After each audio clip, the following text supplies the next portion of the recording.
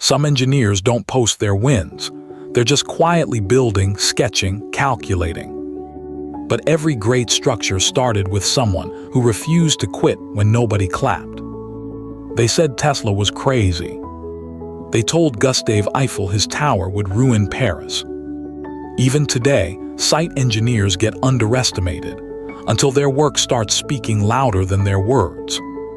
Engineering isn't about proving others wrong. It's about proving what's possible. So keep sketching, keep calculating, keep building even when no one's watching. Because your plans are still loading. Just like the foundation before the building rises. And one day, the world will look up and realize you were right all along. Follow Ames for more engineering stories.